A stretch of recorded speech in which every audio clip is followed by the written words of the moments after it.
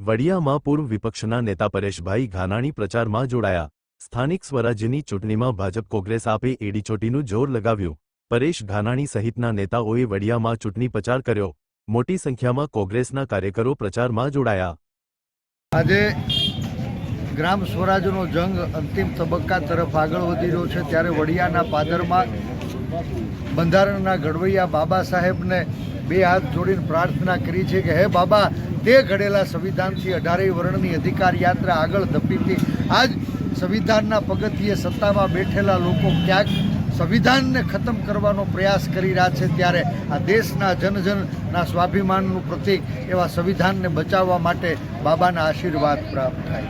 વડિયાના પાદરમાં અમે સરદાર સાહેબને ચરણોમાં વંદન કરી અને પ્રાર્થના કરી છે કે હે સરદાર સાહેબ, હે ગુજરાતનું ગૌરવ, હે દેશનું સ્વાભિમાન, તે આ દેશના અસંખ્ય રજવાડાઓને લાગણીના તાતને જોડી અખંડ ભારતનું નિર્માણ કર્યું। આજ અખંડ ભારતની અંદર વર્ગ વિગ્રહનું આગ લગાવી લોકશાહીને લજાવી અને અમદાવાદ સ્ટેડિયમમાં તારા નામ ઉપર જ અહંકારી લોકોએ ધોળે દીએ કાળો પીછડો મારી આ ગુજરાતના જનજનના સ્વાભિમાનને ઠેસ પહોંચાડી છે, ત્યારે તારા સ્વાભિમાનને ઠેસ પહોંચાડનારા જે અહંકારી શાસકો છે ને એના અહંકારને ઓગાળવા માટે તમે શક્તિ આપજો।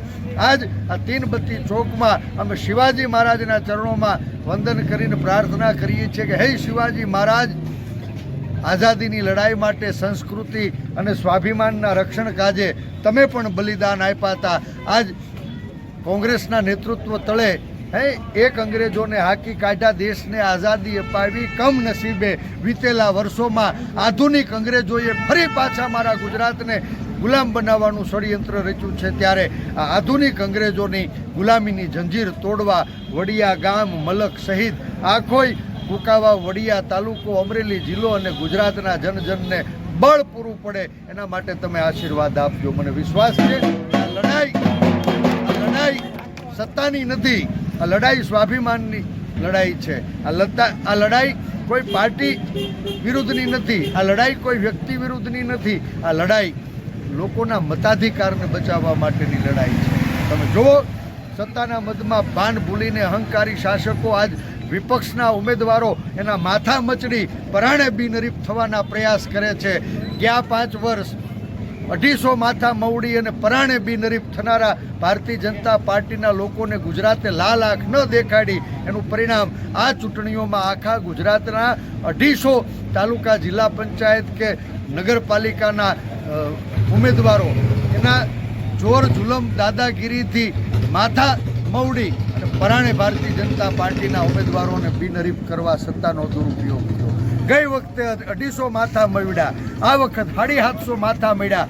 જો મારું ગુજરાત નહીં જાગે તો આવતા 5 વર્ષે ગ્રામ સ્વરાજની ચૂંટણીઓમાં મને લાગે છે કે કુલ 10,000 પૈકી 7,500 તાલુકા, જિલ્લા પંચાયત કે નગરપાલિકાના વોર્ડમાં કોઈ માણા નહીં લડી શકે।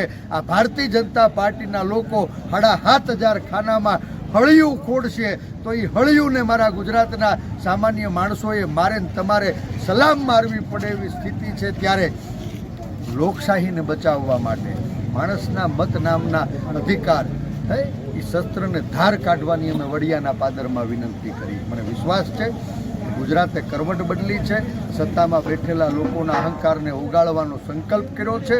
26 તારીખે આખું ગુજરાત વહેલું ઉઠીને સવારે 7 વાગે લાઇનમાં ઊભું રહી જવાનું છે। 28 તારીખે પેટીયું ખુલે તો યાદ રાખજો, આખું ગુજરાત નાભીનું નિશાન આપ અને બાપ બેયને સાફ કરી અને કોંગ્રેસનો તિરંગો ગાંધીનગરમાં લહેરાવાનું છે, અમરેલીમાં લહેરાવાનું છે, કુકાવા, વડિયાની અંદર લહેરાવાનું છે।